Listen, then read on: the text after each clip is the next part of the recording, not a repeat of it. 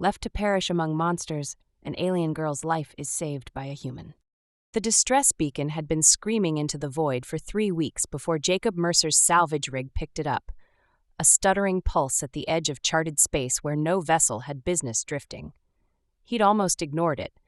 Beacons this far out usually meant pirate bait, but the signal carried a corporate encryption signature, and corporate meant salvage rights worth the risk.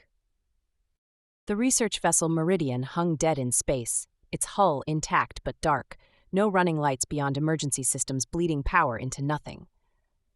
Jacob maneuvered his rig, the Patience, into docking alignment, magnetic clamps engaging with a hollow thunk. He'd done this dance 100 times. Derelicts told stories in their silence, and this one whispered wrong. The airlock cycled with a hiss, and Jacob stepped through into corridor lighting that flickered red and failed.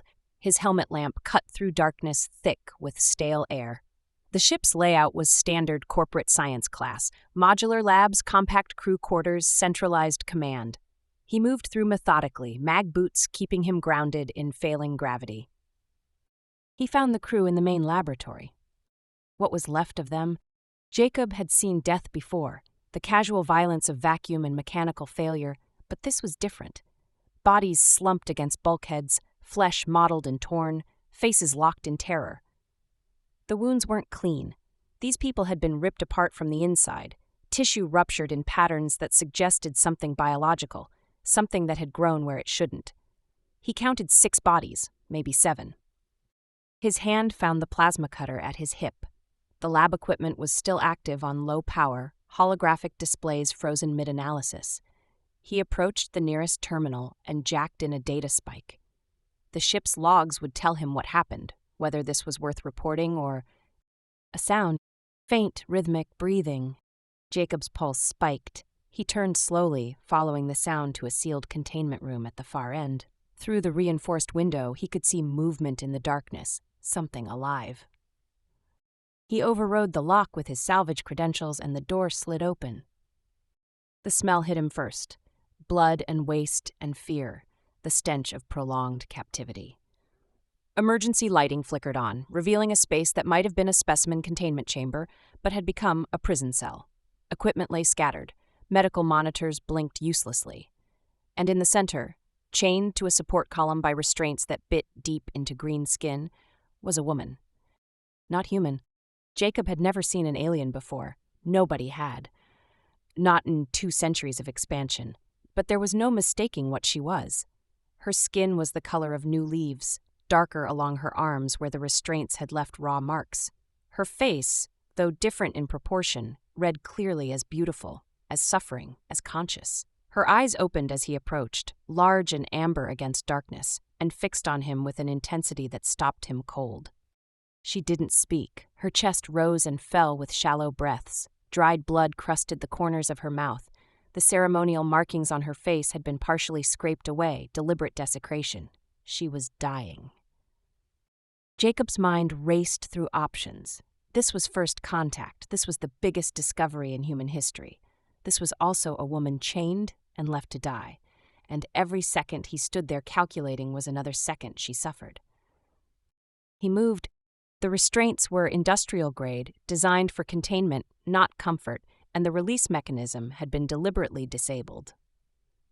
Jacob pulled the plasma cutter from his hip, adjusted it to minimum dispersion, and cut through the chain links in 3 controlled bursts.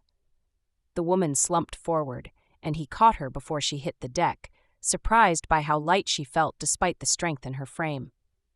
Her eyes met his, close enough now that he could see gold flecks in their amber depths. Her lips moved, sounds emerging that might have been language or might have been just air escaping damaged lungs. Her hand lifted, fingers different from his but recognizable in their desperate grip, and closed weakly around his forearm. Jacob felt something shift in his chest. "I've got you," he said, knowing she couldn't understand, needing to say it anyway. He needed to move fast. The containment room's medical monitors showed vital signs trending downward, and whatever had killed the crew might still be aboard. He secured her against his chest with cargo webbing from his pack, her head lolling against his shoulder, and made for the airlock at a measured pace that wouldn't jar her injuries. The Meridian's corridors seemed longer on the way back. Something had gone catastrophically wrong here. The bodies in the lab showed mutation, uncontrolled cellular growth, human experimentation on an alien subject. He reached his rig and carried her through, sealing the airlock before allowing himself to breathe properly. The patient's interior was cramped and lived in, but it was clean and warm and safe. He laid her on the acceleration couch in the main cabin and activated the ship's medical scanner, a basic unit designed for human physiology, but capable of detecting gross trauma across species lines. The readouts made him grimace: internal bleeding, severe dehydration, malnutrition, evidence of repeated invasive procedures, tissue damage consistent with experimental surgery. She'd been tortured in the name of science, methodically and over time. Jacob's hands clenched into fists. He forced them to relax, to be gentle as he cleaned the worst of the wounds, applied trauma gel where he could, started an IV drip of saline solution, and hoped her biochemistry wouldn't reject it.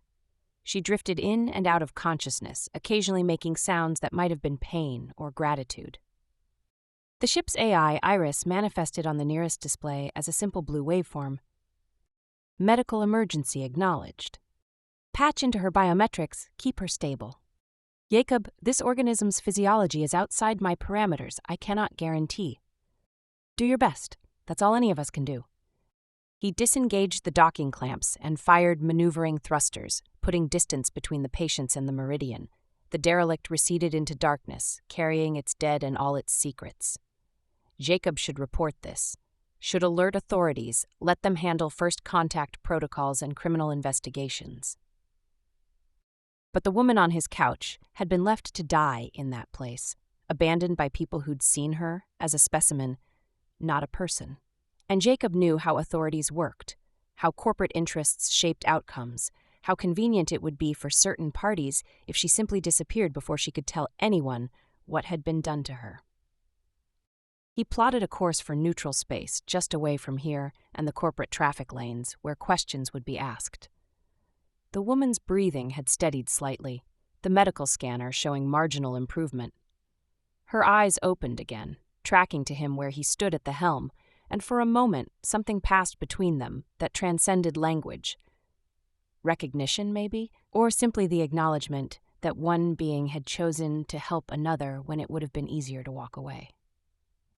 Jacob returned to her side, checked the IV connection, adjusted the couch's support to ease pressure on her injuries. Her hand found his again, that four-fingered grip surprisingly strong now, and held on like he was the only solid thing in a universe gone mad. "You're safe," he told her, and meant it with everything he had. The stars wheeled past the viewport as the patients accelerated away from the derelict, carrying two beings toward an uncertain future and unknown consequences. But sitting there in the dim light, feeling the warmth of alien skin against his palm and the steady rhythm of breath that meant survival, Jacob found he didn't care about complications. He'd saved a life, nothing else mattered yet. She woke in fragments over 2 days, consciousness returning in slow waves. Jacob stayed close, monitoring readouts, adjusting fluid levels based on guesswork. Her biochemistry was responding, which meant enough overlap existed for basic intervention. The first time she opened her eyes and seemed aware, Jacob was running diagnostics. He felt her gaze before he saw it. When he turned, she was propped on one elbow, amber eyes tracking his movements. "Hey," he said steadily, "you're aboard my ship, the Patience. You're safe here." She stared at him. Then her gaze moved to the viewport where stars streamed by. Her lips parted and she spoke. The sounds were melodic but foreign, syllables his brain couldn't parse. Jakob spread his hands slowly. "I don't understand, but we're going to figure this out." She studied him, then tried again, pointing to herself and speaking a single word. "Ceres," Jacob repeated, matching her pronunciation. "Is that your name?" Her eyes widened. She touched her chest and repeated the word with a nod. "Ceres," Jacob said, then pointed to himself. "Jacob." She tried the sounds. Jakob. Close enough. Communication. They could build on this. Iris manifested on the display. "Jacob, I've been analyzing her vocalizations. I can begin constructing a basic translation matrix if you encourage more speech samples." Over the following hours, they built a vocabulary of gestures and sounds. Saris was weak but determined, pushing herself upright. She pointed to objects and provided words. Jacob recorded everything. She learned faster than he did. Within a day, she could recognize basic English nouns.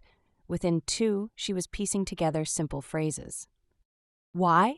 Saris asked on the 3rd day, her voice stronger. She was wrapped in one of Jacob's blankets, the ship running cold for her. "Why you save me?" Jacob had been checking the nav computer. The question made him pause. He turned, taking in her careful posture. "Because leaving you there would have been wrong," he said, "because you were hurt, and nobody deserves that." Saris read the translation display, her brow furrowing. "Your people did this," she said slowly. "My team, we were research, xenobiology, peaceful. Your ships came, took us, experiments." Her hand moved to surgical scars beneath Jacob's shirt. "Many times, cutting, testing, the others died. I thought I would die." Jacob's jaw tightened. "Not my people, corporations, people who think profit matters more than lives." He sat across from her. "I'm sorry that happened." "You are different?" "I try to be." "Why they do this?" Jacob pulled the data spike from his belt. He'd been avoiding its contents. But she deserved answers. He plugged it into his terminal. Saris moved closer. The files were clinical, genetic sequencing, compatibility studies. Dr. Cross's notes read like a shopping list, identifying which ether biological traits could be grafted onto human templates. Enhanced healing, respiratory efficiency, radiation resistance. "They wanted to make themselves like you," Jacob said, "to take what makes your people strong." Saris's hands clenched. "We are not parts." "I know." Her careful neutrality cracked, revealing anger. "The others, my team, I see them die. The containment fail, the specimens they make were not stable. They turn, kill everyone. I was locked." Her voice broke. She pressed her hands to her face, shoulders shaking. Jacob moved without thinking. His hand hovered, uncertain. Touch might mean something different for her people, but she was breaking down. His palm settled on her shoulder. She flinched, then leaned into the contact. They stayed that way for a long time. Eventually the shaking subsided. She straightened. "I am sorry," she said. "My people do not show emotion easily. This is shameful." "It's not shameful." That got a sound that might have been a laugh. She wiped her eyes. "What happens now?" "Now we figure out what to do with this evidence. Keep you alive and free." Jacob moved to the helm. "Your people must be looking for you. That beacon, they'll have picked it up." "Yes, Commander Halleck. He will come." "Halleck?" "Military leader. He protects science teams." Her gaze went distant. "He will not trust humans. After this, how could he?" Jacob understood. First contact, and humanity's opening move had been kidnapping and torture. The next days fell into rhythm. Saris grew stronger, moving around with increasing confidence. She asked questions constantly, about drive systems, about human settlements, about Jacob himself. He answered, surprised by how easy it became to talk. She told him about ether culture, about collective harmony, about how physical contact carried weight, reserved for family and bonded pairs, about how children were taught emotional control early. "It sounds lonely," Jacob said. They were sharing a meal, synthesized nutrients, bland but safe. "It is civilized," but she said it like she was trying to convince herself. "Your way, showing everything, speaking all feelings, this is strange." But also honest. I know what you think. You do not hide." "Can't hide worth a damn. Never could," he smiled. "Probably why I ended up working alone." "You are not alone now." The words settled between them, carrying weight. The alarm cut through the moment. Proximity warning. Jacob was at the helm in seconds, Saris behind him. The scanner showed a ship, bigger military configuration, broadcasting an ether signature. "That's Halleck," Saris said, voice tight. "Already?" "He is efficient." The comm board lit up.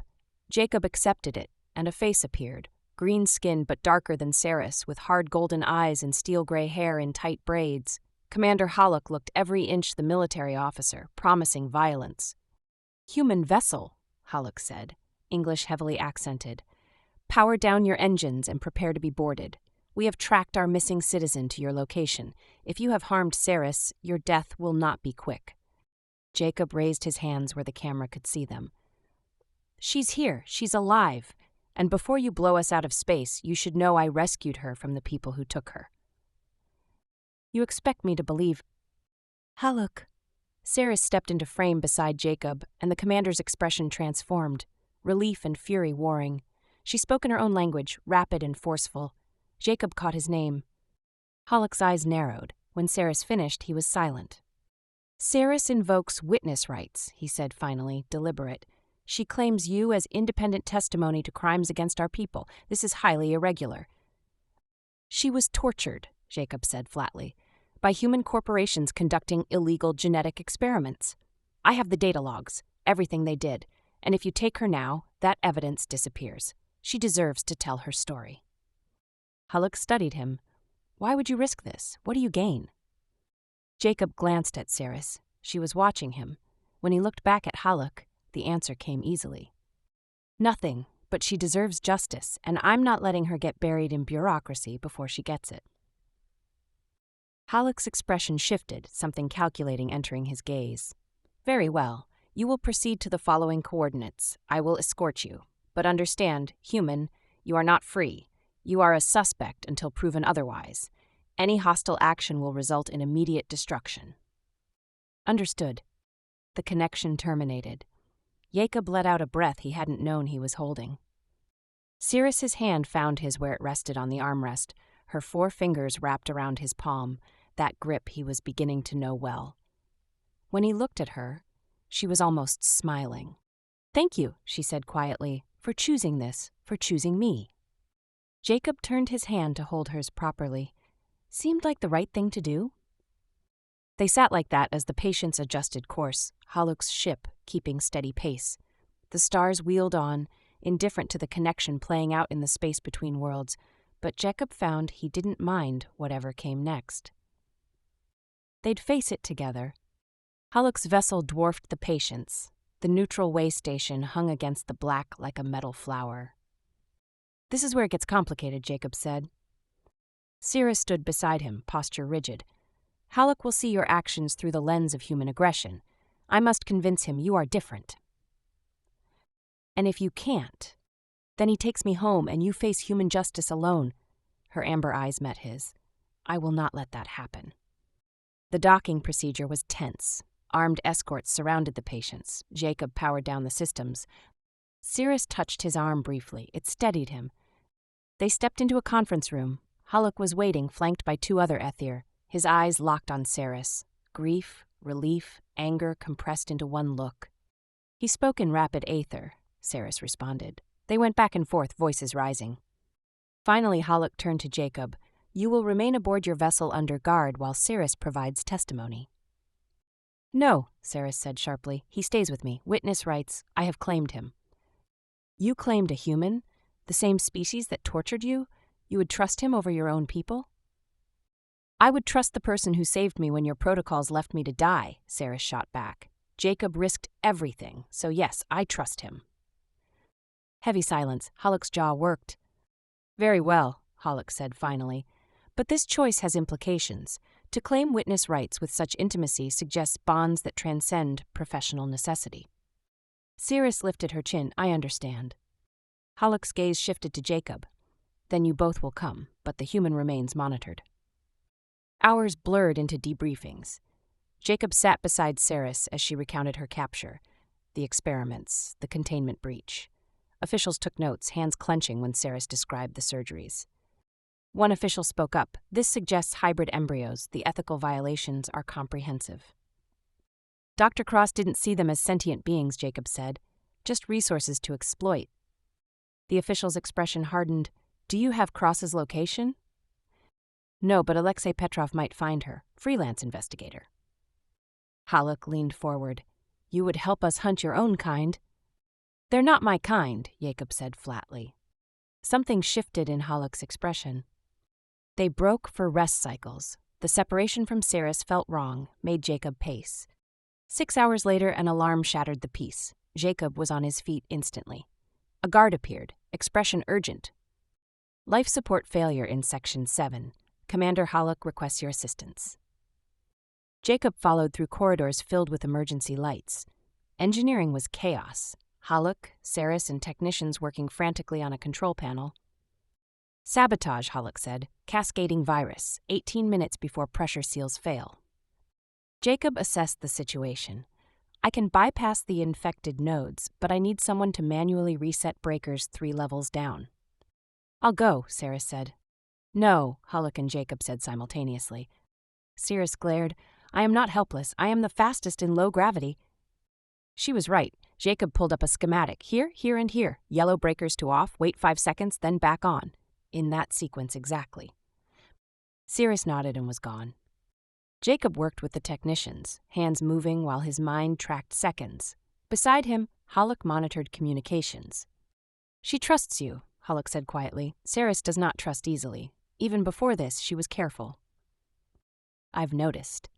You make her different. She touches you without hesitation. She speaks her feelings openly. These are not small things. Jacob's hands paused. I'm not trying to change her. Perhaps not, but change happens regardless. Haluk looked at him. If you betray her trust, there will be no law that can protect you. Crystal. Saris's voice crackled over the comm. First breaker reset, moving to second position. They worked in synchronized silence, Jacob calling out instructions while Haluk coordinated with central systems. The countdown continued its relentless march toward failure. Third breaker reset, Saris reported, slightly breathless. Jacob input the final bypass sequence. The control panel flickered, went dark, then blazed back to life with all indicators green. The alarm cut off, leaving sudden silence. Environmental systems restored, one of the technicians confirmed. Pressure stabilizing across all sections. Jacob let out a breath he'd been holding. Saris, you can come back now. When she appeared minutes later, her skin darker with exertion and breathing elevated, Jacob had to resist the urge to pull her close. Haluk was watching, and Jacob was beginning to understand how significant such gestures would be. But Saris made the choice for him. She walked directly to Jacob and placed her palm against his chest over his heart, her fingers splaying wide. You are well? I'm fine, you did great down there. We make a good team, she said, and there was something in her voice that suggested she meant more than just emergency repairs. Haluk cleared his throat. The sabotage suggests someone does not want this evidence to reach official channels. We need to identify who has access to the station's systems. The answer came sooner than expected. A transmission burst through on emergency frequency, audio only, heavily encrypted but bearing a corporate signature that Jacob recognized immediately. This is Dr. Evelyn Cross, the voice said, cultured and cold. I'm aware you've recovered one of my research specimens along with compromised data. I'm prepared to offer substantial compensation for the return of both. Mr. Mercer, I've transferred 500,000 colonial credits to an escrow account. All you need to do is deliver the Aether to the following coordinates and destroy the evidence. Jacob felt sick. He looked at Saris, saw the flash of fear in her eyes. Haluk's hand moved to his weapon. Well, human, 500,000 is considerable wealth. Jacob reached for the comm controls. Dr. Cross, this is Jacob Mercer. I have a counteroffer. I'm listening. Go to hell. He terminated the connection. The silence that followed was profound. Haluk's hand moved slowly away from his weapon. Saris's eyes were wide, her fingers still over Jacob's heart, and he could feel her pulse racing. That was not wise, Haluk said finally. Cross will not take rejection well. I don't care. She's a monster and I'm not helping her. Even when it costs you everything? Jacob looked at Saris. Her amber eyes searched his face, and he saw the question there. Why? The answer was simple. It had been simple from the moment he'd cut her chains. Some things matter more than money, he said. Saris's hand trembled against his chest. Then, slowly, deliberately, she moved it to the side of her neck where he could see her pulse beating beneath green skin. Saris, Haluk said, his voice sharp with warning. She ignored him, holding Jacob's gaze. You choose me, again and again. This is not duty. No, it's not. Then I choose you also, whatever comes. Haluk made a sound that might have been frustration. You understand what you are declaring? This is not a human custom. This is a bond, a promise. I understand. Jacob wasn't sure he understood all the implications, but he understood enough. He raised his own hand, hesitated, then placed it over hers where it rested against her pulse. Her skin was warm, the rhythm of her heartbeat strong. Whatever comes, he echoed. Haluk shook his head slowly. Then we had better make certain you both survive it, because if Cross is willing to sabotage a neutral station, she will not stop until you are both dead or permanently silenced. He activated his comm. All units, enhanced security protocol. We're taking this fight to them. The stars wheeled on outside the station, indifferent as always, but inside, two beings stood with hands intertwined, declaring profound connection across the void between species, between cultures, between everything that should have kept them apart. And for this moment, that was enough. The Joint Human Aether Council convened 36 hours later. Jacob had never seen so many species representatives in one place. Sarah sat beside him at the testimony table, her hand near his. Not touching, but close. Haluk stood to their right. Ambassador Chen led the human delegation, sharp-eyed and efficient. Elder Vereen headed the Aether contingent, age showing in his silvered skin. Mr. Mercer, Chen began, please describe what you discovered aboard Meridian. Jacob described the derelict ship, the mutated crew, the containment chamber, the restraints that had bitten into Saris's skin, the surgical procedures, the terror. His voice stayed steady, but his hands clenched. When he finished, Elder Vereen spoke. And you chose to save her, knowing this would bring consequences. Why? Because it was right, Jacob said simply. Because she needed help. Saris spoke then. When Jacob found me, I had accepted death. My team was gone. I was alone and abandoned by those who saw me as nothing more than tissue to harvest. Her hand moved closer to Jacob's, fingers brushing. Jacob did not know if saving me would bring diplomatic disaster. He knew only that I was suffering and he could not walk away. This is the action of a being capable of empathy. Chen's expression softened. The evidence shows systematic violations. Dr. Cross and her backers will face prosecution.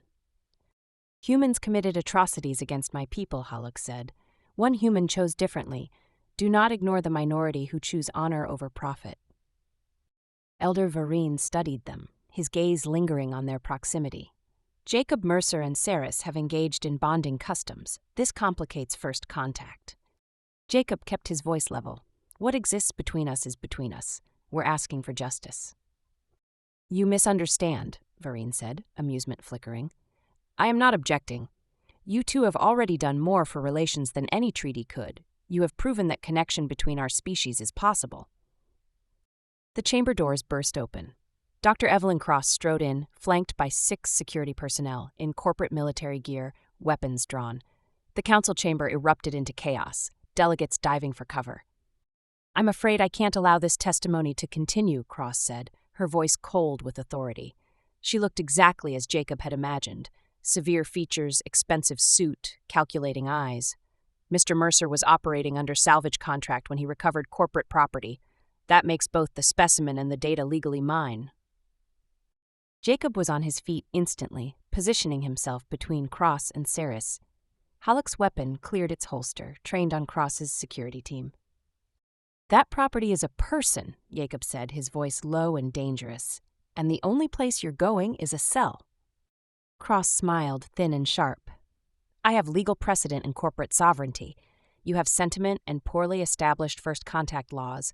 My attorneys are already filing injunctions. The specimen will die of natural causes before you see justice. Saris rose beside Jacob, her head high. My name is Saris, not specimen, not property, Saris, and you will learn it. Cross's expression flickered. You've trained it to speak. How charming. That doesn't change reality. The shot came from Cross's security team, a stunner bolt aimed at Saris. Jacob moved on instinct, throwing himself in front of her, feeling the impact hit his shoulder and send pain cascading down his arm. He stayed on his feet through sheer stubborn will. Then Haluk's team opened fire, and the chamber became a battlefield. Jacob grabbed Saris and pulled her down behind the table as energy weapons discharged overhead. His shoulder was numb, useless, but his other arm worked fine. He could hear Haluk barking orders, return fire from council security. Are you hurt? Saris was checking him over, her hands gentle despite the violence. "I'm fine, stay down. You took the shot for me." "Of course I did." Her eyes met his, and something passed between them that didn't need words. She pressed her forehead to his briefly, an aether gesture that meant more than any human kiss. The firefight ended quickly. Cross's security was down, stunned or restrained. Cross herself was on her knees, Haluk's weapon pressed to her skull. "Ambassador Chen," Haluk said without looking away from Cross, "I believe you have all the evidence you need regarding human corporate threat to interstellar peace." Chen was already speaking into her calm, voice sharp with authority. "Secure the chamber. I want Cross and her people in custody immediately." As security moved in, Cross looked at Jacob one last time.